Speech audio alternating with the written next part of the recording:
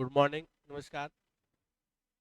मैं हूं अमित और हमारे साथ आप पढ़ेंगे आदित्य आईएएस के ऐप पर बीपीएससी शिक्षकों में आ रही बम्पर बहाली से संबंधित कक्षा 9 और 10 के जो शिक्षक लोग हैं उनके लिए, गुरुजनों के लिए टीजीटी के एग्जाम से संबंधित भूगोल सिलेबस को हम लोग पढ़ेंगे, ज्योग्राफी को, जिसमें आपको कहीं दुविधा ना हो।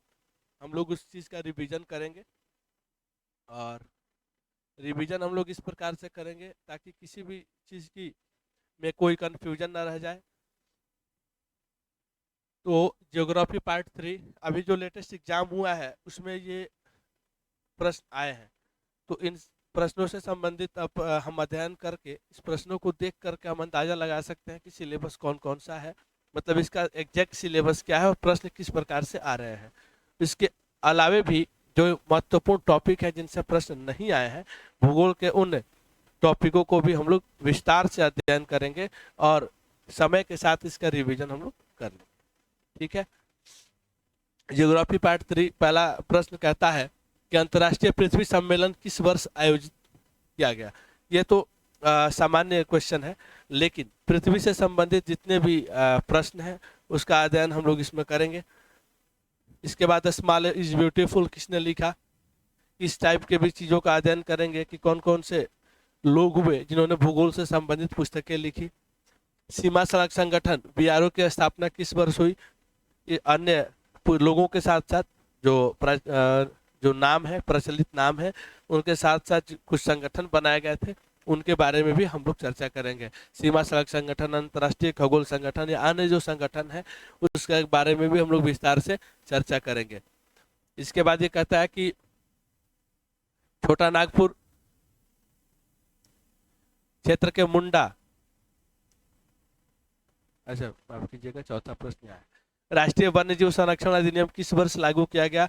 वन्य जीवों से संरक्षित संबंधित संरक्षण अधिनियम और वो वन्य जीव कहाँ निवास करते हैं, उनका आश्रय स्थल, इस सब की चर्चा हम लोग करेंगे, उस टॉपिक में करेंगे। छोटा नागपुर क्षेत्र के मुंडा और संथाल किस पेड़ की पूजा करते हैं।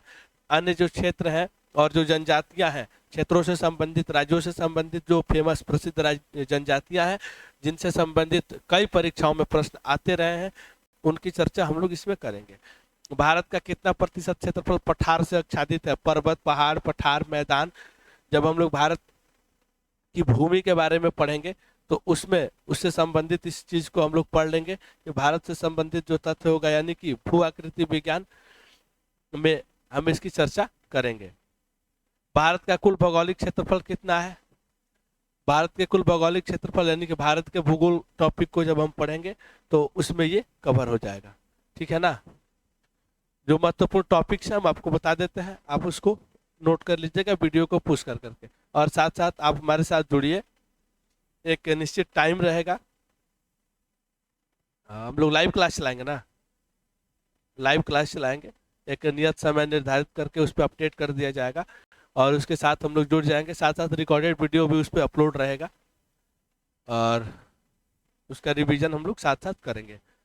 1952 की राष्ट्रीय वन नीति, हमने बताया अभी आपको कि वनों से संबंधित, पठारों, पहाड़ों, भूमि से संबंधित जितने भी अधिनियम बने उनकी चर्चा हम सेपरेट एक टॉपिक की सेपरेट हम लोग एक क्लास लेंगे और उसमें इसका अध्ययन करेंगे। उसके बाद जब हमारा सिलेबस खत्म हो जाएगा तो उसके बाद विविध की चर्चा करेंगे, जो टॉपिक्स से संबंधित या लीक से थोड़ा सा इधर उधर हट करके जो प्रश्न होते हैं उनकी चर्चा भी हम करेंगे। ठीक है। वनों भारत में वन आवरण का वांछित प्रतिशत क्या है, वनों से संबंधित टॉपिक में हम इसको कवर कर लेंगे। किस प्रकार की मिट्टी में कंकड़ पिंडों का संकेंद्रण होता है, मिट्टी के बारे में जानेंगे। ठीक है ना। मिट्टी कौन कौन सी होती है, नदियों द्वारा प्रत्येक वर्ष बहा कर लाई जाने वाली जलोढ़ मिट्टी क्या कहलाती है, बागर कहलाती है, खादर कहलाती है, लेटेराइट मिट्टी क्या होता है, और भी कौन कौन सी मिट्टी है उनके बारे में हम चर्चा करेंगे। कहता है कि यदि ऊपरी मिट्टी बह जाती है तो क्या कहते हैं, तो कटाव, अपर्दन, अपक्षय, ये सारी चीज़ों की जानकारी हम लोग जब मिट्टी टॉपिक पढ़ेंगे तो उसमें पढ़ लेंगे। ठीक है ना। अगला लेप्चा लोकगीत, जनजातियों से संबंधित जब चीज़ें पढ़ेंगे तो उसमें हमें पता चल जाएगा पहाड़ियों पर जो जनजातियां रहती हैं वो किस प्रकार का उनका जनजीवन है, वो कौन कौन से नृत्य करते हैं जो प्रसिद्ध है, कौन कौन से गीत संगीत, उन सब की चर्चा हम उसमें करेंगे। बांधवगढ़ राष्ट्रीय उद्यान किस राज्य में स्थित है? उद्यानों से संबंधित उद्यान और राज्य जो टॉपिक है उस टॉपिक में हम इसकी चर्चा करेंगे।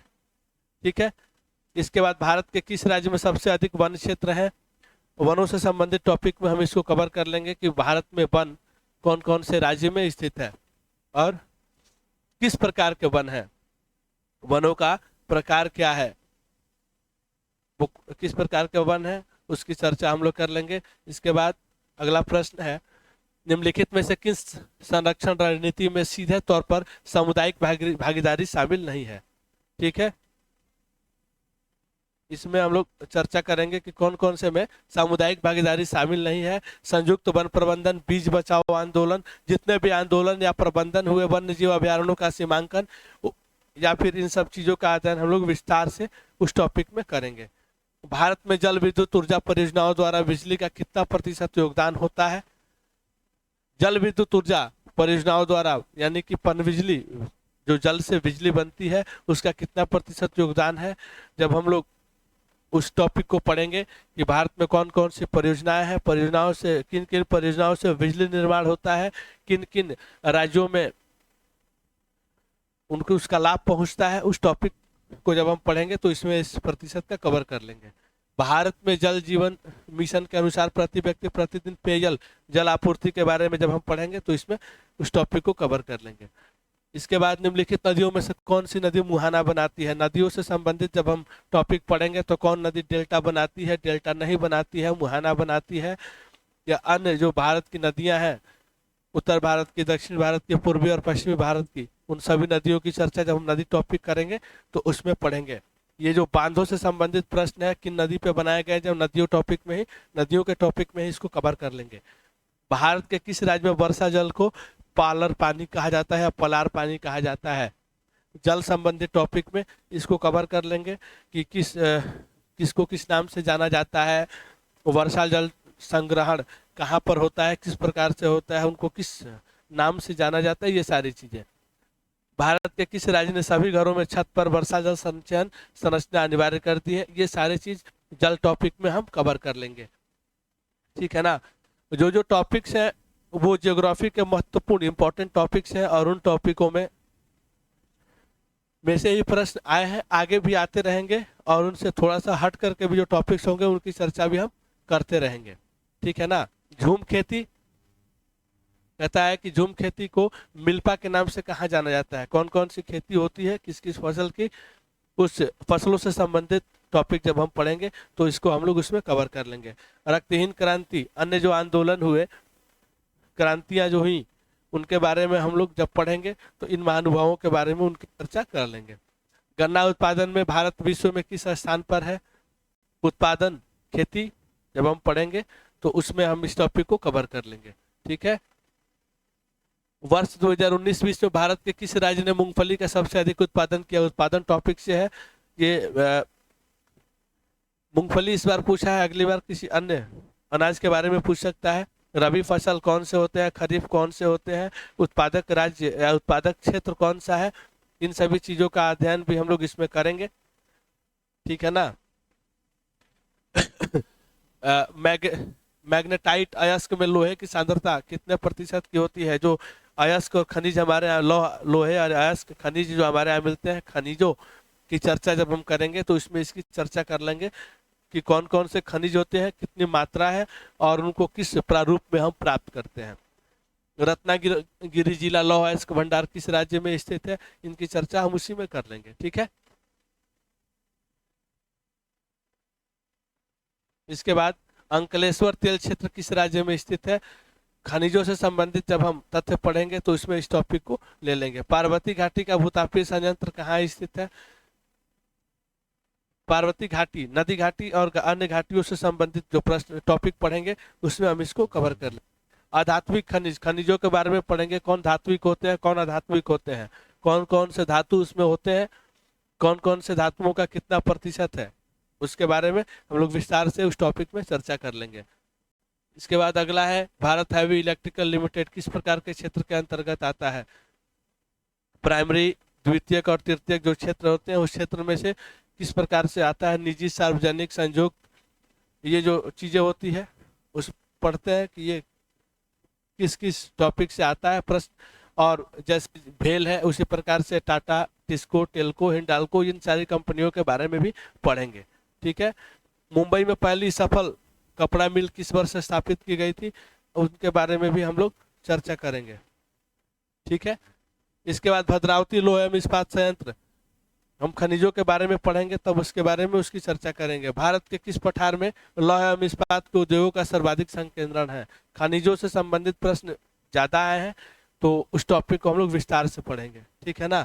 कौन सा पठार में कौन सा खनिज, कौन से पहाड़ में क्या मिलता है, कौन से मैदानी क्षेत्रों में क्या मिलता है, इन सारी चीजों को का अध्ययन हम लोग करेंगे। पेट्रोलियम कहाँ पाया जाता है, उस टाइप के। समताप मंडल की ऊंचाई क्या है, वायुमंडल के बारे में पढ़ना है। जितने मंडल होते हैं, ओजोन मंडल, मध्य मंडल, वायुमंडल, समताप मंडल, बहिर्मंडल, इन सब चीजों मंडलों का अध्ययन हम लोग करेंगे। और इनकी ऊंचाई सतह से भू सतह से समुद्र तल से नापा जाता है, मतलब भूमि की सतह से नापा जाता है इनको।